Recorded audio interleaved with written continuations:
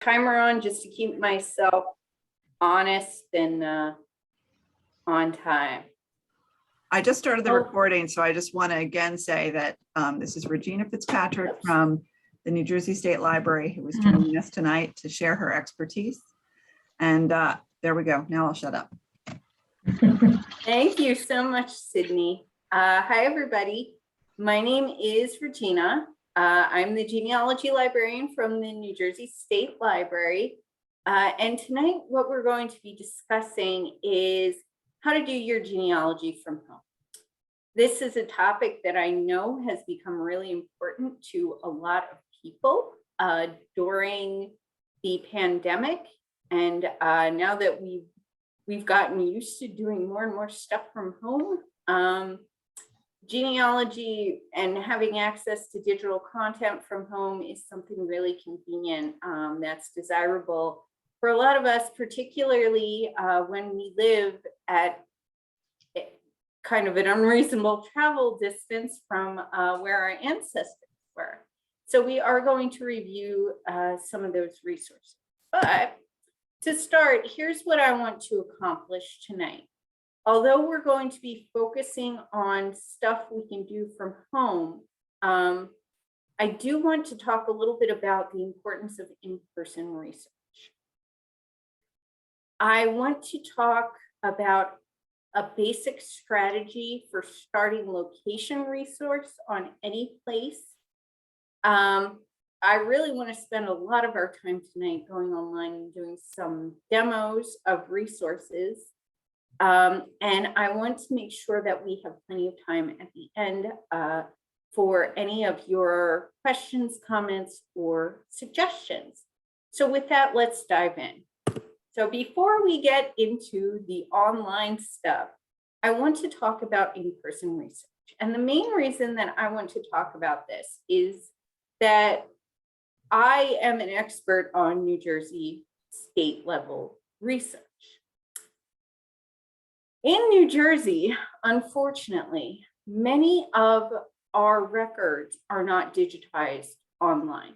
You must go to the New Jersey State Archives to access vital records, to access wills, to access pre-World War II military records, things of that nature. Many other places have digitized their contents, and it's very easy to find them on Ancestry or via another digital repository. But many people are surprised and disappointed not to find New Jersey stuff online. So what I want to say to you as somebody who works in an area where this stuff requires a trip to the state archives or, you know, doing remote research search through a paywall, I just want to warn you that this is going to be a strong possibility. And please do some research on your locale that you're looking at, and don't be shocked if the records that you're interested in are not going to be available online, that you need to go to the repository or you need to pay for remote research. I also wanted to bring this up because, of course, many places are reopened for research. For context, this class is a little bit of an older class. It's about 1.5 years old. And of course, when I put it together, I was putting it together at the height of the pandemic when everything was shut down. But now a lot of places are reopened. Norristown Library has expanded its operating hours. We at the State Library have open public hours from 10 a.m. to 3:30 p.m. weekdays. We do encourage you to make a research appointment because we also have a quota of people that are allowed in the building at once. But people are free just to show up at the library and use our records. So what I recommend is back to that first point, make sure that you call the repository and check the website before you go. And it's probably a good idea if you wear a mask, because I'm guessing that most places do have mask mandates, and see if that you can find information about what you are and are not going to be able to research ahead of time before you make the trip, especially if you're going a long way and it's kind of an inconvenience to you. So that is basically my spiel for tonight on in-person research. To the right is just an example of a collection that we have at the state library, our city directories that are not digitized, that you must come to the library to use in person. So I work for the New Jersey State Library, which, by the way, is a separate entity completely from the New Jersey State Archives, which you may hear me mention throughout tonight. Now, I realize that many people here tonight probably are not interested in doing New Jersey genealogy. And you might say, well, what on earth would the state library have to offer, like someone who's not doing New Jersey specific genealogical research? Well, you might be surprised that we have many resources that are non-New Jersey resources. So we may be of use to you in your genealogy research. I'm not going to go over this entire slide. Sydney is going to make these slides available to you, but I just want you to be aware of some things that might actually be useful to you. Just a little bit about our collection. We do have an 18,000 item genealogy collection. It consists mostly of published books. Only a small portion of our books are related specifically to New Jersey. We have a huge family history section, for instance, that is non-state specific. We have general American resources. We have a pretty big Pennsylvania section. We have a pretty big New York section. And we have resources that represent many of the 50 United States as well. In addition to our book collection, we also have newspapers on microfilm. These are mostly New Jersey. And we have city directories as well. These, again, are mostly New Jersey, but we do have 258 non-New Jersey city directories as well. In support to our physical collection, we do have some subscriptions to online databases, which you can use on site. If you come and you will need basically to come and make a research appointment in order to use the genealogy collection at the state library. Unfortunately, it's a non-circulating collection. However, there are some ways that you can access the collection from home, and you may be able to access resources that could be of use to you. Regina, can I ask you a question? Sure. You do not need to be a New Jersey resident in order to come use the New Jersey State Library. No, anybody from the general public is welcome to come. And it's right over in Trenton, so it's not like people have to drive all the way to. Yeah. It's about 45 minutes. And I know because I'm right up the street from Trenton and I drove to Norristown every Saturday. So if you're in the Norristown area, it's probably about a 45-minute trip from you. Thank you. But no problem, Sydney. But that is just the physical collection, what you can access. When you come in person to our building, and we are open for research appointments right now. Here's what you can access from home. Any of these things are accessible to you 24/7. One of the best things, and where I recommend you start, is the Genealogy Research Guide. I have a bunch of webinars on there. I have breakdowns of New Jersey genealogy. I have some general information handouts, and I have genealogy videos. The genealogy and quarantine document, which we're going to discuss later, is also linked through there. The library catalog. This is one of the things that I want to go online and show you, and I will explain why and how this is useful to you as a researcher who's doing non-New Jersey research once we actually go and look at the catalog. we have a city directory catalog that's in PDF format that you can download and save to your computer. This is fantastic if you're interested in seeing our city directories holdings. This is just a catalog. It's not, the city directory collection is not digitized, but you can see what we have. And if anything is useful to your research, you then have access to it. And then two, we do offer remote research assistance. So if you have a specific citation, if you have an obituary lookup you need, if you know of a city directory that you would like me to check, please just shoot me an email and we can arrange this. Small research like this is free of charge. I don't charge anything for this service, and we're happy to do it. And if you'd like more details, you can just let me know in the Q&A section.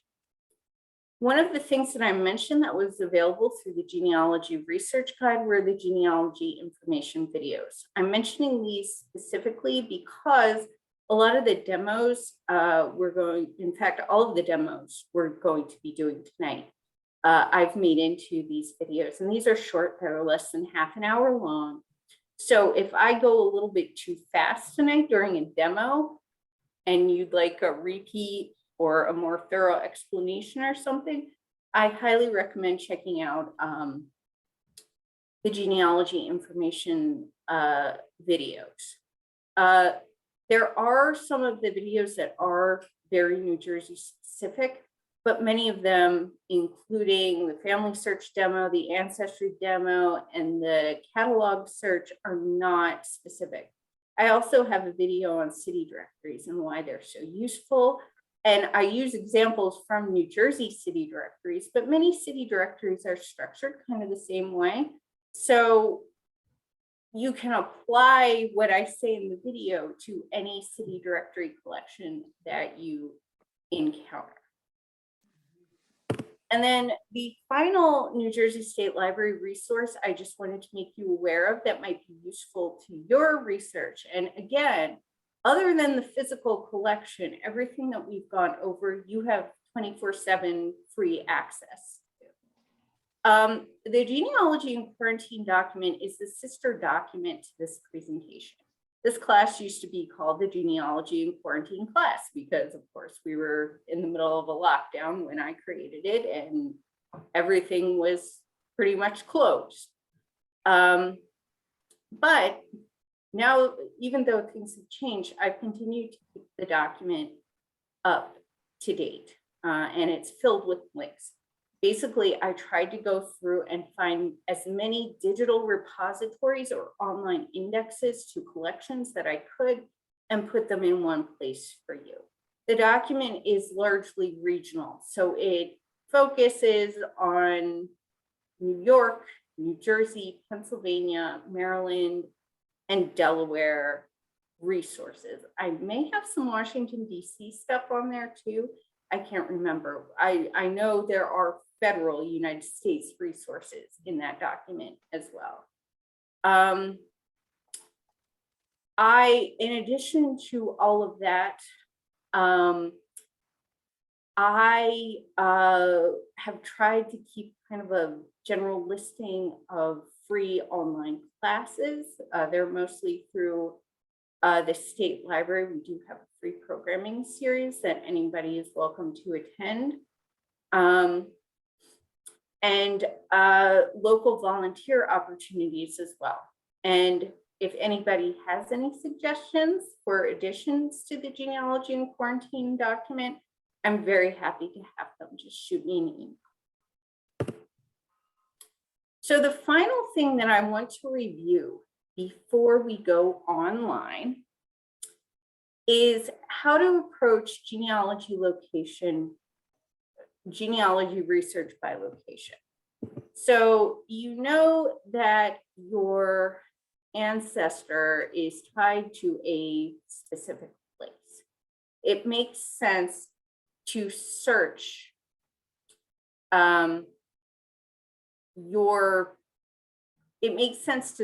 your ancestor when they're tied to a particular place. And one of the best places to start is the Family Search Wiki. If you type in a place, like say you're looking for Philadelphia Genealogy Research, they'll have a page.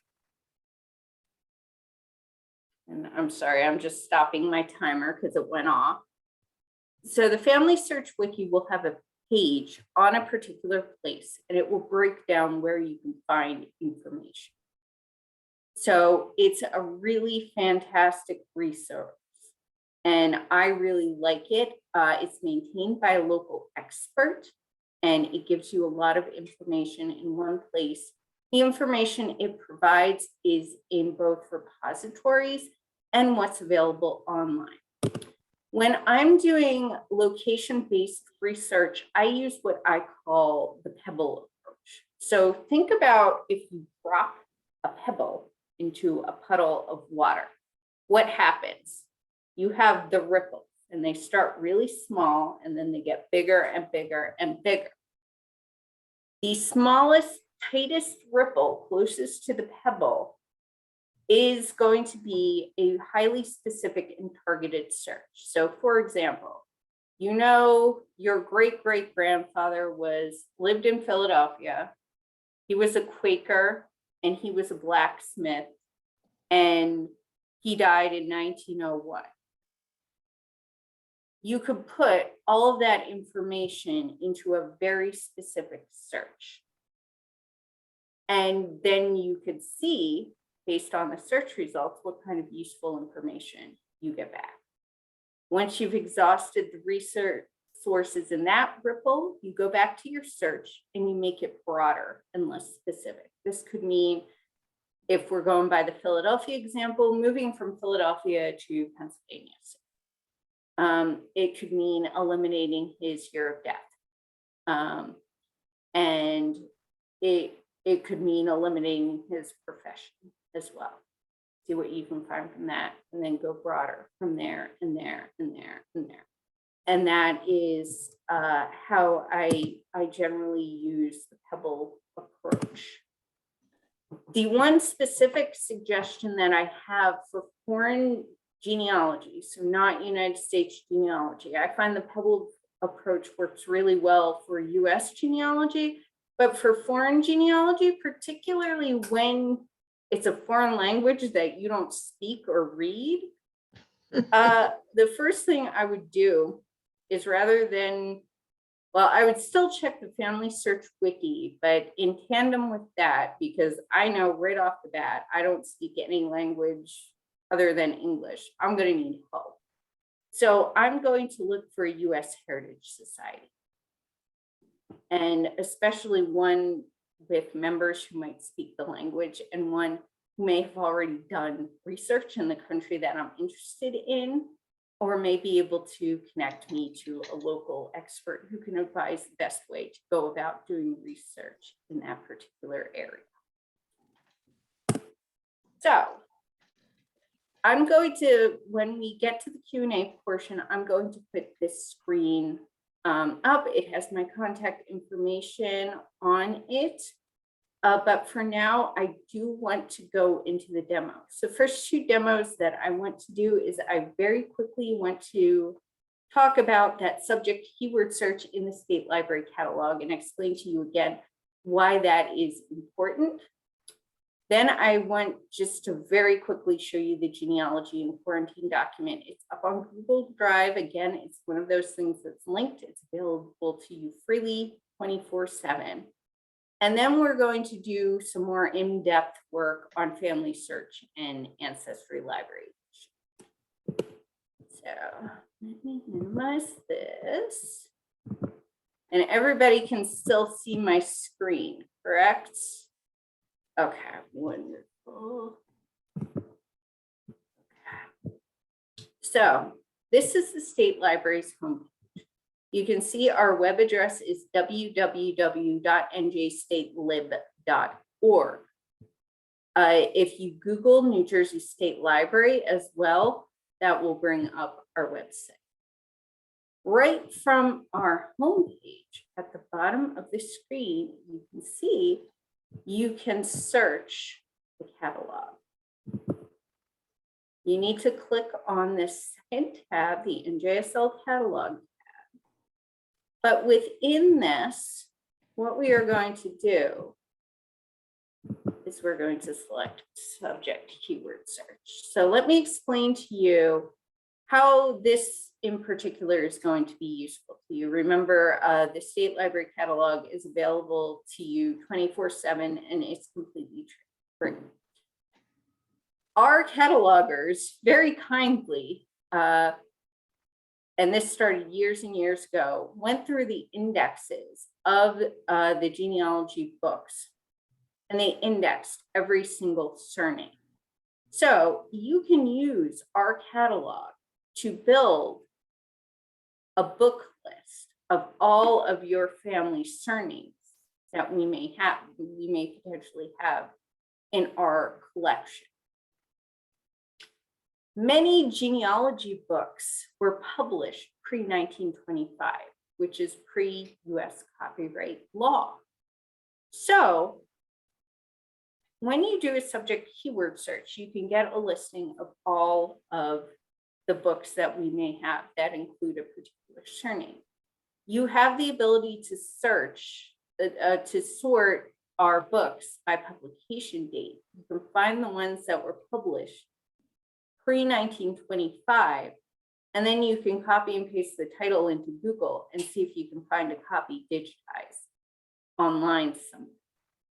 So you can, one, if you would like to make a trip, a research trip to the state library, or if you're curious to see if a research trip to the state library is worth your while based on what we have for particular surnames, you can do that. But you can also create a book list, and the pre-1925 stuff, you can attempt to find digitized copies online. And there are all kinds of free repositories such as archive.org, HathiTrust, and Google Books that you don't need to log into, you don't need access to Ancestry, that you can use potentially to get free digital copies of these books. So I am going to do a very quick sample search just to show you. You can see, so what you'll do again is you'll come down to the bottom of the page under this catalog searches and tools area. You'll select the NJSL catalog button, and in the drop-down menu, you're going to do a subject keyword search. In quotes, you're going to put the surname of interest plus the word family, and then you're going to click search.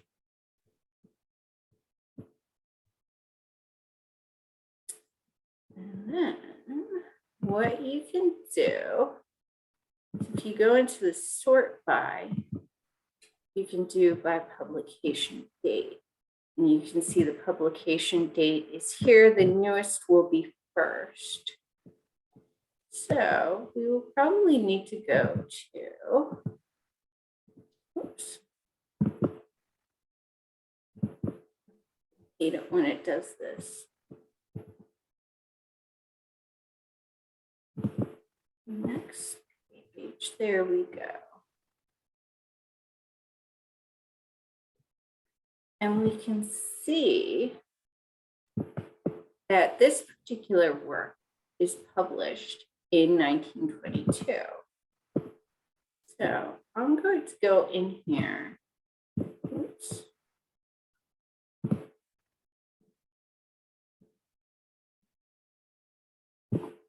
I'm going to copy this title.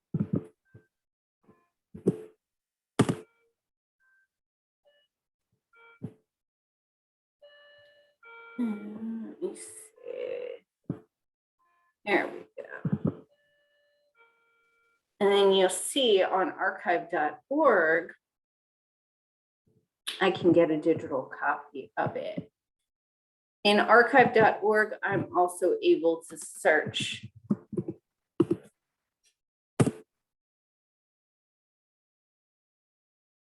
for a particular name or surname within the work. And you can see I have a convenient side display. So if I saw something of interest that I wanted to view, I could click that and go straight to the particular context here. Whoops. So that's just a quick example of how to do a catalog search. The other thing that I wanted to really quickly show you is the genealogy and quarantine document. And you can get to that on the Genealogy Research Guide. There's a link to the Genealogy Research Guide in the presentation. And then if you give me just 1 second, I'll post it in chat as well. You can see that I put the genealogy and quarantine linked right on the front page in the home box of the Genealogy Research Guide. If you go to New Jersey State Library resources as well, there's another link to it right there. So this is the genealogy and quarantine document. You can see that I've got broad, useful resources for doing genealogy. I've got national resources. I have volunteer opportunities, upcoming free webinars, and fun distractions in here. And I just wanted to show you.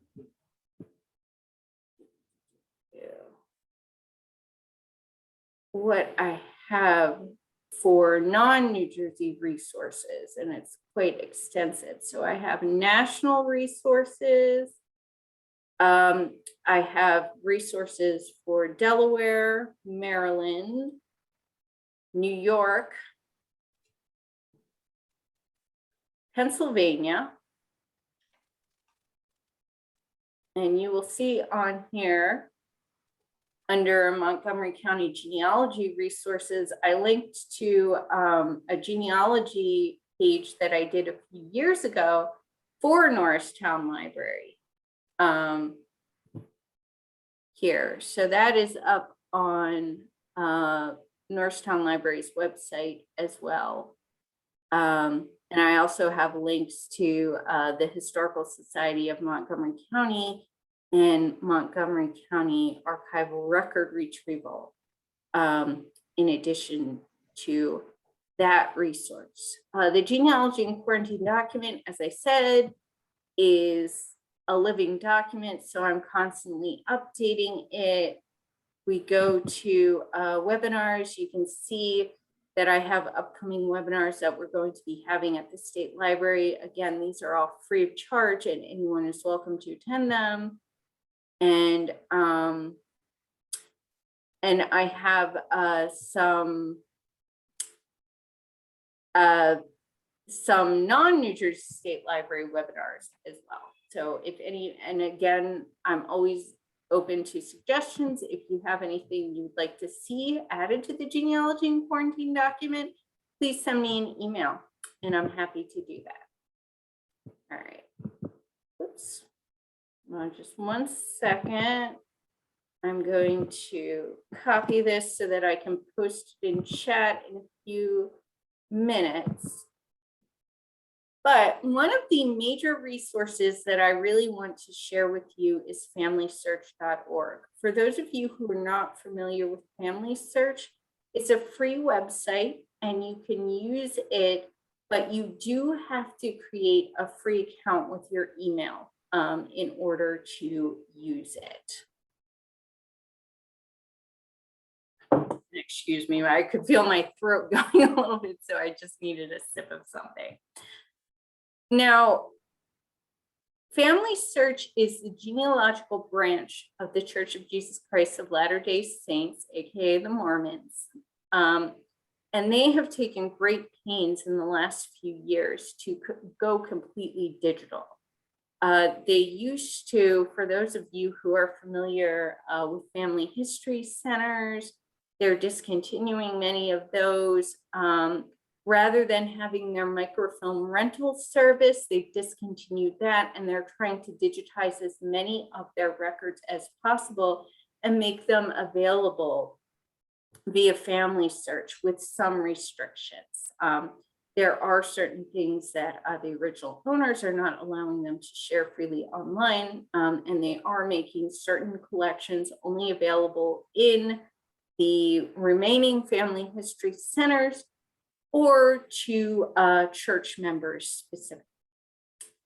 However, there are still millions of records that are available to the general public, and this is a fantastic resource that's often overshadowed by families or by Ancestry Library or Ancestry.com. So what I want to do very quickly is show you three things. And these are non-traditional ways of searching. For most people, you come on Family Search and you select records. You put in your ancestor's name and you get a search and you're overwhelmed with results. And there's a lot of noise in the records. I don't like using just the general records search to start off with. I'll use that if I'm using the Pebble analogy. If I need to, I'll use that as one of my broader references. Instead, what I like to do is go into the catalog. Now, I'm going to use New Jersey as an example.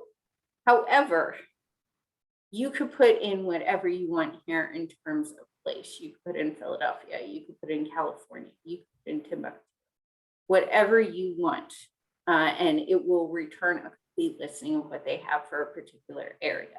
I'm going to use New Jersey because I can more quickly get to examples of, you know, what I want to show you.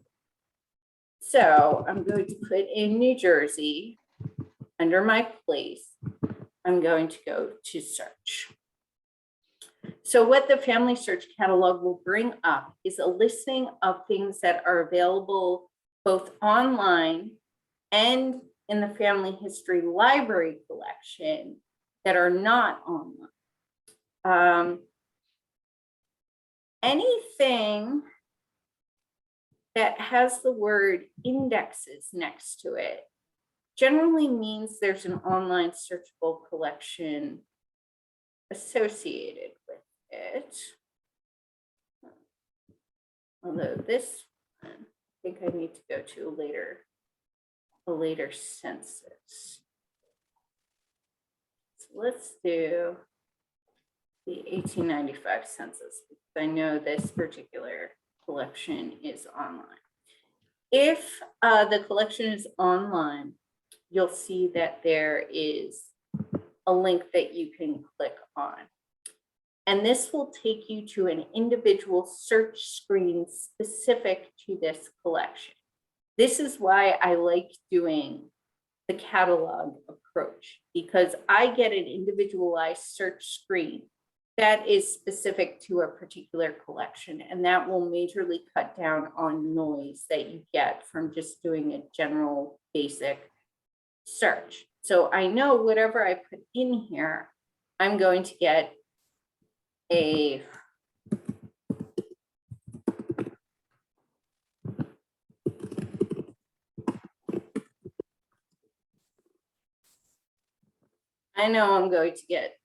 you know, some kind of record return for my ancestor.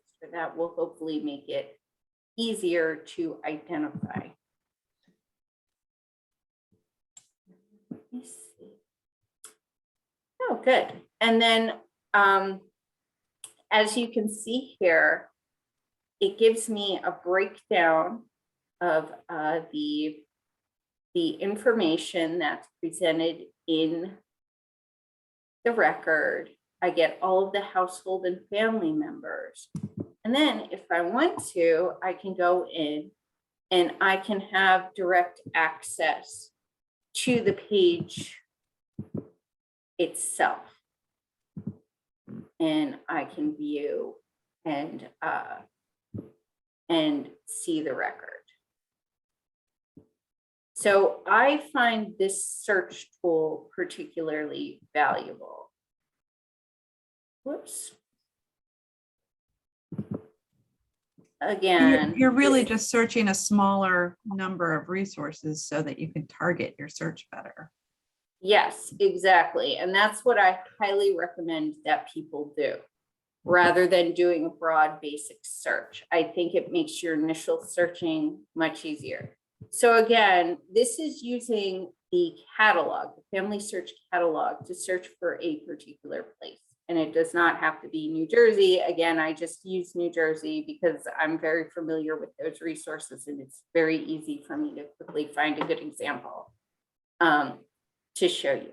So that's catalog searching. And to be clear, like I said, you can still come in here and you can still use the records search. If you click on records, this is just the broad field that will search the entire website for what you're looking for. However, like I said, I find you get a lot of noise here and it can be very confusing and overwhelming. But if you go into specific collections via the catalog, it makes things a lot easier, much more targeted, and you're much more likely to find what you're looking for more quickly.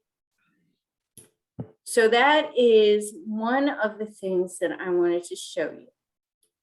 The second thing I wanted to show you are the historic images collection. Now, this is not just pictures. These are scanned and digitized books and paper collections as well. These, unlike the collections that you're going to find under the records and a lot of them in the catalog, these particular images are not indexed, they're browsable. So for instance, and again, you can search any place you want. I'm going to use a New Jersey example because I know that I will be able to find a good example of something interesting to show you. In New Jersey, all of the county offices worked with FamilySearch.org to get their older collections digitized. This included things like deeds, court cases, county marriage records, tavern licenses, peddlers licenses, voting records, things of that nature. Very few of the things that were digitized were indexed. So there's no way to search for a particular individual person. What you need to do is you need to browse the image. So for instance, New Jersey counties have fantastic deed collections, and depending on the counties, they date back into the 18th century. So I'm just going to do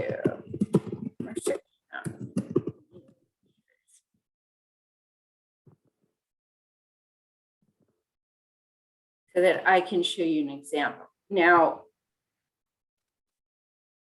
how you would access a particular collection, or how you would narrow down so you get records from a particular collection, is you use this particular sidebar here.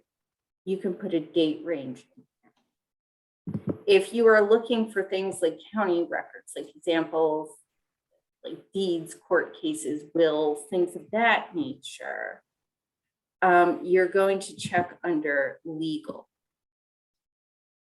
And then if you look under here, you can see a listing of all the types of records categories that fall under the legal jurisdiction.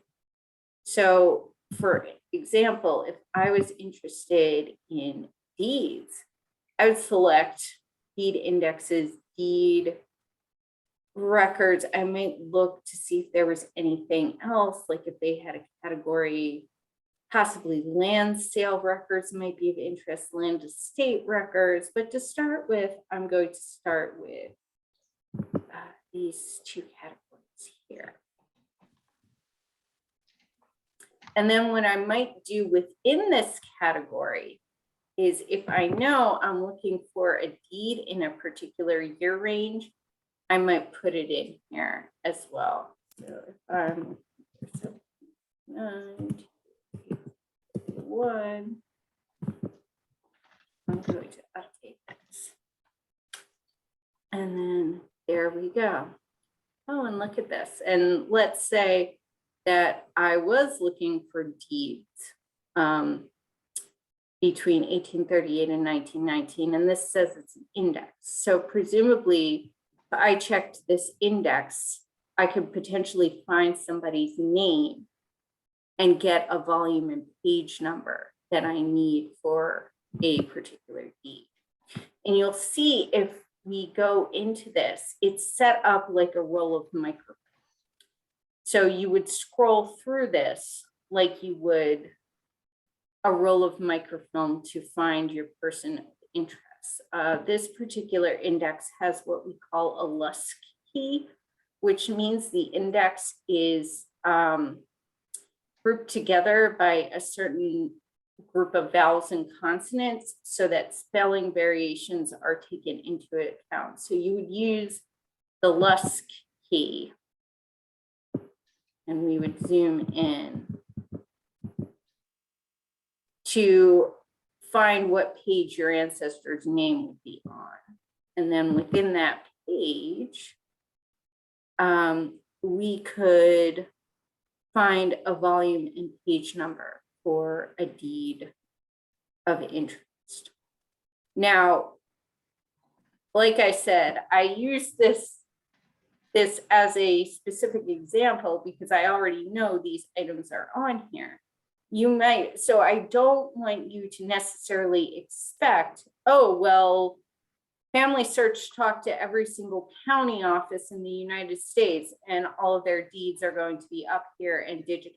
That might not be the case for your location, but you can do an image search in Family Search and you can check for your location of interest to see if there are deed books that are digitized in this way. And then you just need to do a little bit more work because the images are browsable. They're not searchable. So they don't have that nice little search interface.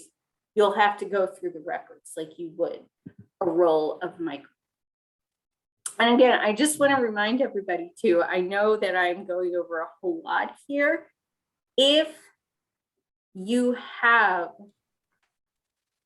if you know the information's not sinking in and you want to go back and watch a demo of this, I do have the genealogy information video where I do a very similar search to this. So you can see, retain, pause, etc., if you would like.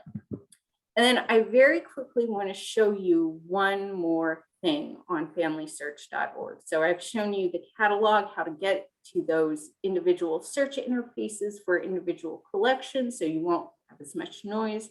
I've showed you the historic images, which has essentially browsable microfilm-like setups for certain collections of records.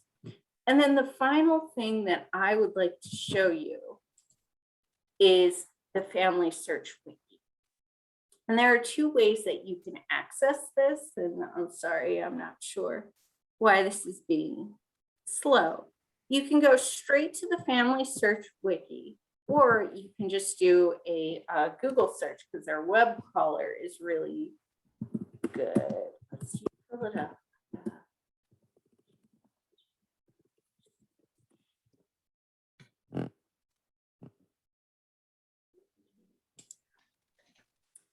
So you can see that the third record down when I do a search on Philadelphia takes us into a Philadelphia Family Search Wiki.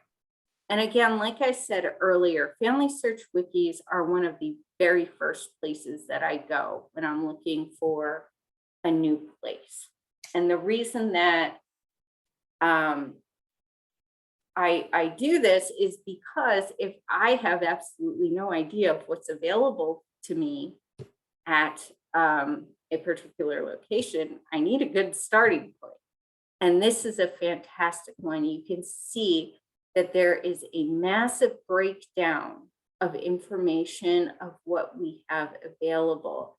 They give us things like record date. If I'm interested in a particular topic, I could go in here. Let's see if they've got, I wonder if it would be under church. Yes. Okay, so let's check under church records and see what they have, because I'm wondering if they have information on they don't. I'm kind of surprised that they don't have a whole section on Quakers in here. But you can see the kind of information that is available on here. And this is just, if you already know a place that you're looking for and interested in learning more about, like I said, you can go right to Google and you can just put in the place, Google it. If you're not 100% sure, you can also access the Family Search Wiki by clicking search and going into the Research Wiki, and then searching for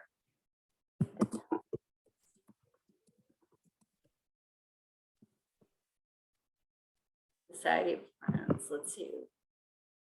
They have information on the Society of Friends in the United States, which is what we are interested in. And it has information on the history. It has online records that you could potentially access. There are finding age, digitized records. And then they have suggestions for reaching out to individual meetings and things of that nature. So those are the three things that I wanted to share with you about family search. And Regina, can I ask you a quick question? Sure. It seems to me like this is actually a little more user-friendly place to start than even Ancestry because of the framework, because of the geographical framework. Yes, what I would say is if you're looking, if you're not at all familiar with the place that your ancestor was, I would go here first. And I would do this first before you go on Ancestry, because most people, and I'm sure when we're going to start talking about Ancestry in a minute. When we do a basic search, like I said, the same thing applies with family search. The noise can be very overwhelming. So we can see here that they have linked a whole bunch of collections that are already available right on ancestry.com that you can search directly. Now, they may not have this kind of information for every single entry because every single entry is a little bit different. But if the Family Search Wiki provides a section that links you right to family search collections or ancestry collections, then yes, it might be worth stopping here first and kind of seeing what they have. A lot of people might go to Ancestry first and they might be frustrated by what they can't find. And so then the second place, if they're just striking out on Ancestry, this is also the second place that I would direct people. If you've tried on Ancestry and you're really frustrated, go on here, see what records are available to you and see where they are. And I'll bet you that the reason that you can't find them on Ancestry is probably because they're not on Ancestry. And then this will point you in the right direction. So that's kind of what I would say. And Sydney, at this point, do you want me to stop sharing so that you can share your screen? So we can talk about Ancestry more? Yeah, sure. Okay. Unless, I'm going to stop. all right, so I'm going to start sharing my screen. I'm putting the genealogy research guide in the chat for everybody so that you can get to the genealogy information videos and the genealogy.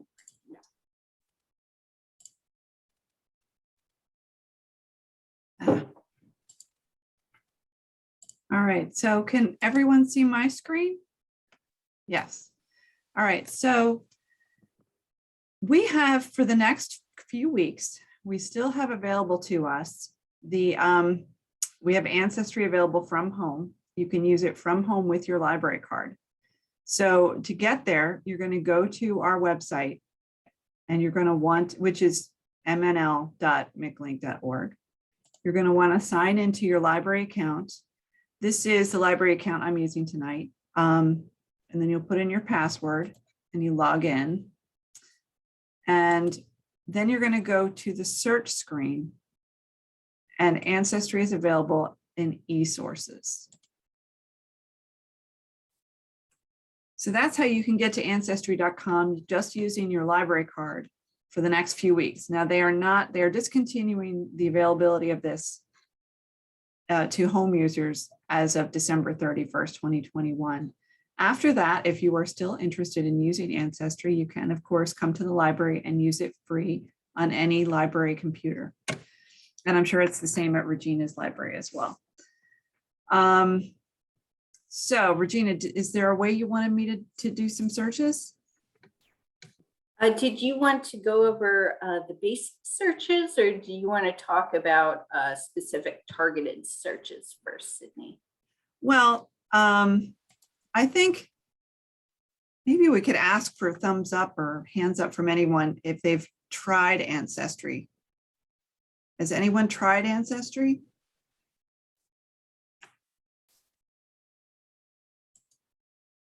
Maybe not. Maybe they haven't. Okay.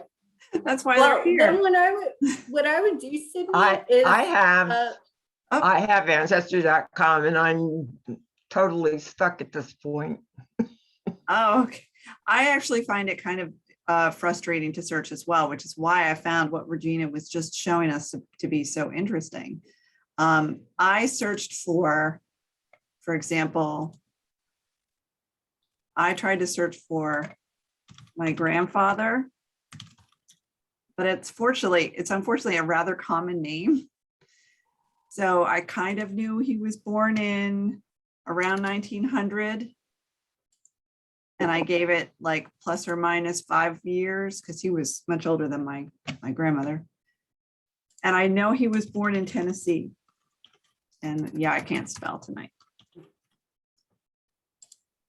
Because I thought if I tried to focus it a little bit, it might help cut out some of the other noise I might get, as Regina was saying. And when I did a search like this, I get way too many results. Now, Ancestry does let you do some focusing. Like I know his name was Charles, so I could focus it to exact. I know his last name was Bond. I could focus that. And that might help cut down on some of the things, but it can be I find it very hit or miss in some ways. Yes, and I 150% agree.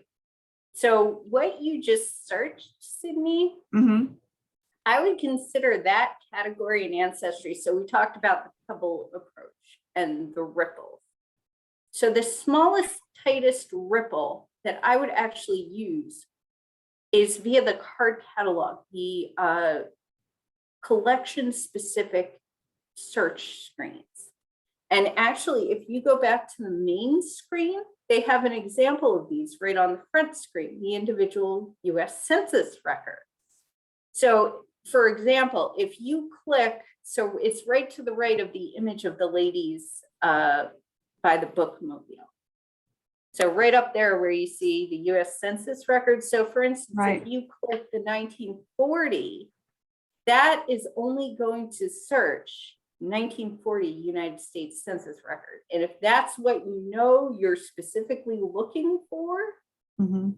that's a really great resource. So that would be like the tightest ripple on your Pebble. And the censuses are only an example. By using the catalog collection, so you can either access the catalog by just clicking up at the top, clicking the new collections button, or going into search and card catalog. So you can do that, or you can click new collections. All the new collection does is it brings up a list of the newest things they put in. But if you search in the title and keyword to the right, you can put in any collection. The age of the collection does not matter. So for instance, type in Pennsylvania in either the title or the catalog, and let's see what it brings up.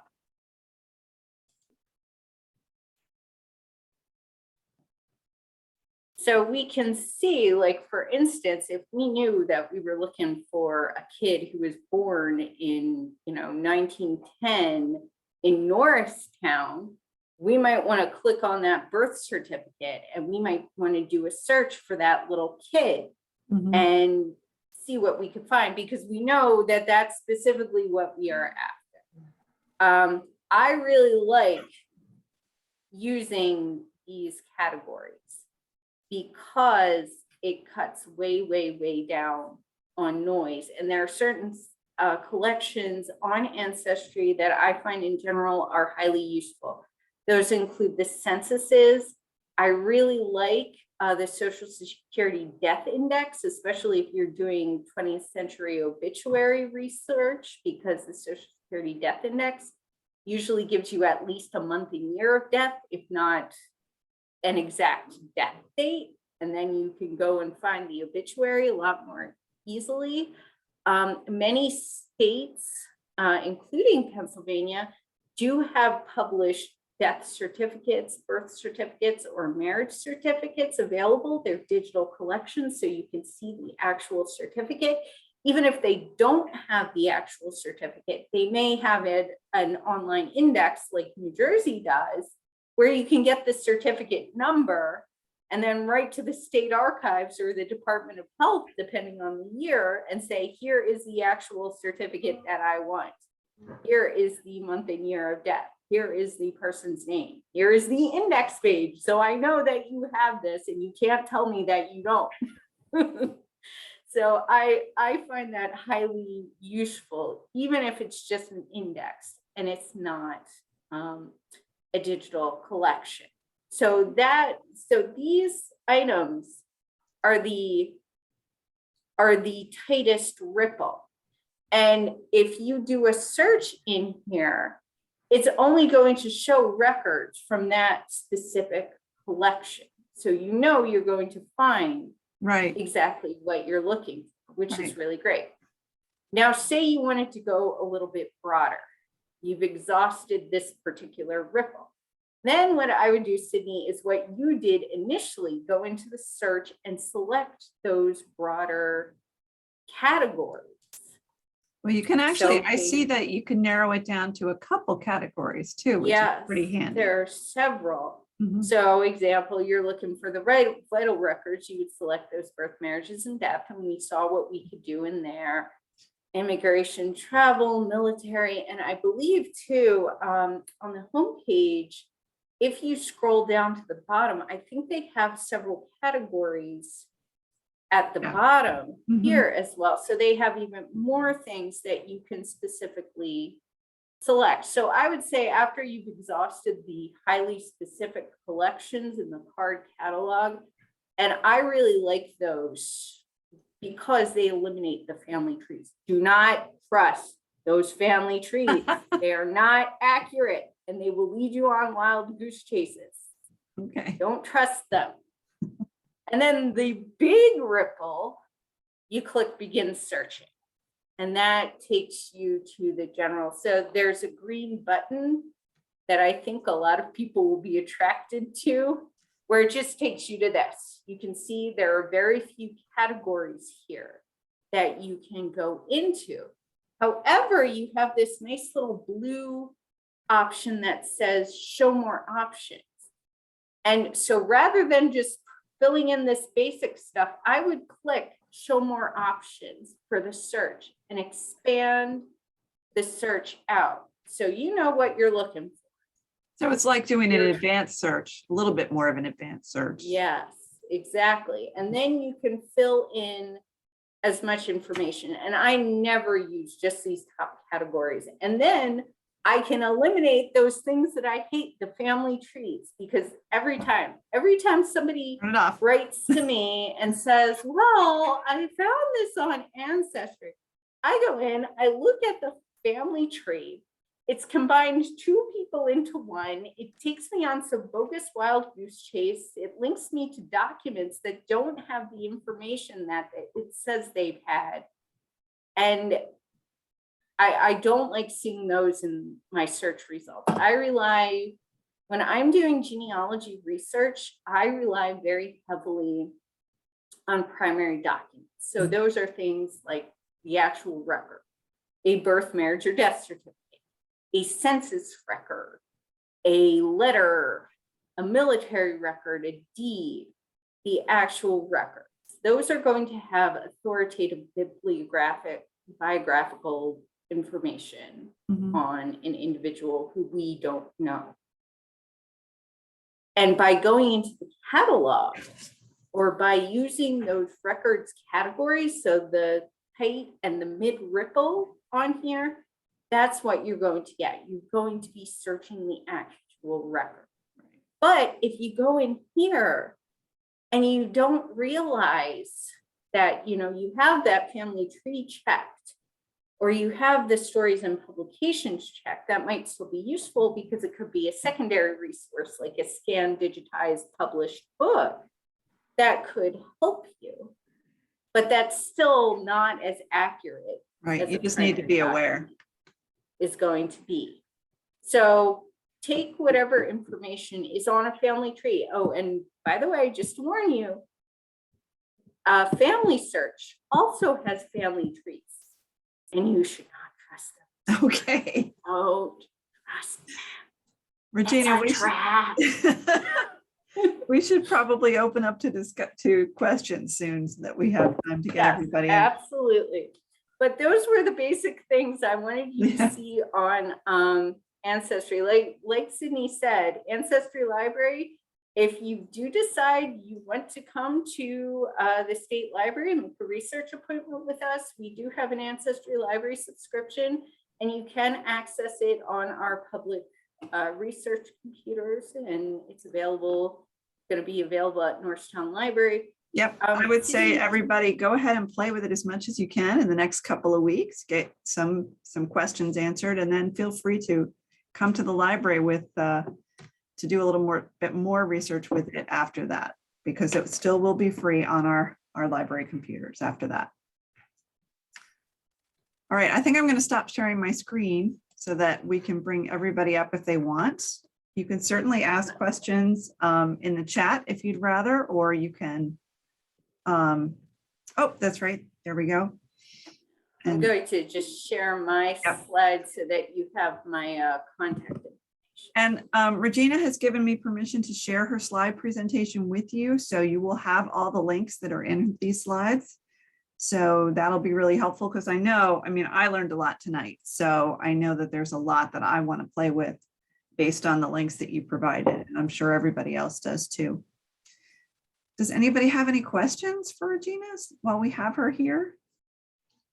Please feel free, if you would rather chat, you can, or you can unmute yourself and talk. I have a question. Sure. My genealogy search immediately takes me to Italy. Do you have any suggestions on how I can go about finding information there? I mean, I know regions and I know towns, but doesn't seem like there's as much information that's the first available. thing I was going to ask you. Do you have the county and town of your ancestor? because the Italians have the civil registration and they're excellent. You just need somebody who can translate the Italian for you. I believe many of them are up on Family Search currently. I went like 13 or 14 years ago and I had my grandpa with me. This was when the Family History Library had their microfilm rental thing. And so we were able to rent the microfilm for his family's civil registrations. And I knew they were going to be in Italian, so I brought him with me to the Family History Center because he spoke and could read Italian, so he could translate. And the handwriting kind of threw him because they were all late 19th century, so they're handwritten. But once we got it magnified large enough so he could see, he was like, oh yeah, there's la la la la la. Oh, and this says this and that says that. So the Italian civil registrations are really excellent. And that was helpful for my own family research. And I believe at this point they are digitized on Family Search, but you do need to know, in order to use the civil registrations, you do need to know the county and the town your relative was in. Okay, thank you. No problem. Good luck. I have a question. What about, I do use ancestry.com, but they want to charge you extra for like the newspapers and all that stuff. Is there any other way that you can get this like new information from newspapers?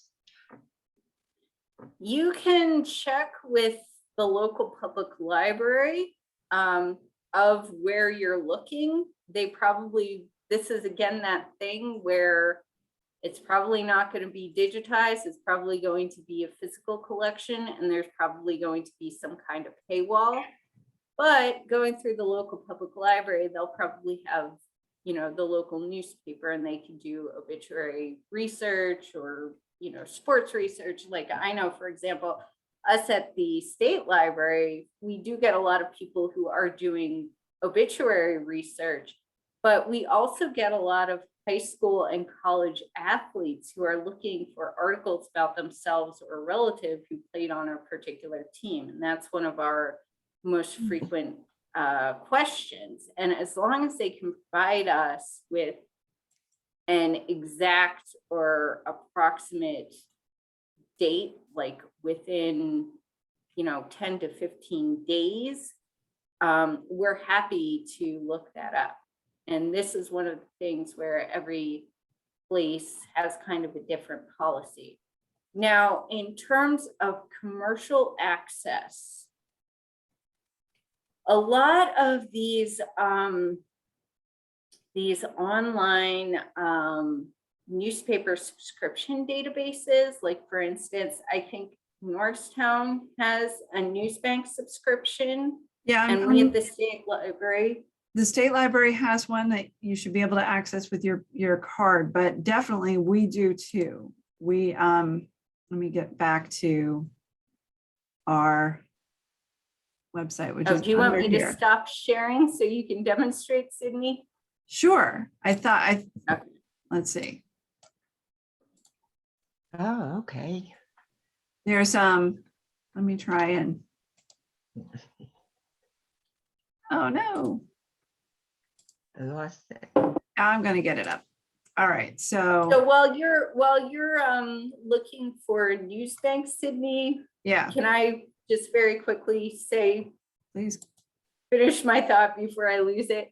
So the subscription database, like I said, there's Newsbank, there are other subscription database, and things like Genealogy Bank and newspapers.com have created library editions. What I will say is that newspapers.com, at least, the library edition version is completely inferior to the personal subscription in terms of selections of newspapers, unfortunately. And with because of licensing issues, we can't get a personal subscription for our library. Right. We are not allowed to answer like reference questions or distribute materials with a personal subscription, whereas we would be with the library subscription. So it's really unfortunate that they're not offering the same level of access Yeah, it is unfortunate. with that subscription. So really, for the individual online things, you're probably much better off if you want that quality access and you know you're going to use it for your research. You're probably better off purchasing a personal subscription or having a buddy who has one, because unfortunately the level of quality that you see with the individual subscription is not the same for the library. Yeah, maybe Which is do why a lot trial of places aren't subscribing. Yeah. On our reference page, these are reference resources that are available. If you go to our technology page on our website, scroll down to view e-resources, you are going to find, first of all, the Ancestry is here too, which is handy. But we also have the Philadelphia Inquirer Historical Archive. So this is the Inquirer all the way back to, I think, 1860. I'm not sure, but this is definitely something that you can, 1829. So you can actually see the Inquirer. And then, which is really very cool. And you can actually see today's, believe it or not. You can see today's paper. You don't need to buy it. You could just get it here. But this will let you actually see you can browse issues the way they are, with the way they look, were published, or you can search for things. So it's actually a really nice place to search for obituaries or something like that. So this is the Philadelphia Inquirer from the February 1st, 1922, which is pretty darn cool, I think. Clappers and elite. Ooh. Isn't that neat? Yeah. So yeah, there's other sources here too, not just Philadelphia Inquirer, through the News Bank, which is what Regina was just talking about. You can look for some other sources. These are all the papers and news resources that we have available through this particular subscription. So like some of these this is from Texas. So you can definitely do some pretty cool research here, I think. Okay. I think I'm going to have to, is there one more question that we might want to do, because we are running out of time. The library's going to close in 15 minutes. So I'm going to have to let Regina go and help clean up. But I'm going to send out an email tomorrow with links to all these relevant documents, and along with a link to the recording, so that if you want to rewatch it, you certainly can. But like Regina pointed out, there's a lot of really cool shorter videos, more targeted. So if you're really interested in one or two of her resources that she discussed, you can watch the quick and dirty explanations that she's got posted at the New Jersey State Library website. And I did post the link to the Genealogy Research Guide, which has the genealogy information videos, the genealogy and quarantine videos in chat. So make sure you copy and paste that if you are interested in looking at it. You can also just send me an email, and I'm happy to send you anything if you think of any questions, or if you're interested in any of our upcoming programs, or you think you might like to visit the state library, please feel free to send me an email, and I'm happy to chat with you about genealogy and answer any other questions you have. And I want to thank you all so much for coming. I thank you so much for offering this. I think we all learned a lot, and it was really, really interesting. I will also share, when I share my documents tomorrow, I'm going to send a list of a few websites in Pennsylvania that might be helpful too. But to be honest, I think they're probably included in Regina's quarantine document anyway, so maybe that's not necessary. Oh, I would still send it, because you can always use more. I might mine it for the genealogy and quarantine document in case I missed something. I don't know, I think you had them. Yeah. I thank you so much. I really think that this was really cool, and I hope that everybody enjoyed it. It was really nice seeing everybody here tonight, and have fun enjoying your genealogical research. Thank you. Thank you, Sydney. Thanks, Thanks. Regina. Thank you. All right, Thank good you. night, Have a good night, everyone. everyone. Regina, I'll send you a thank you note tomorrow. Thank you.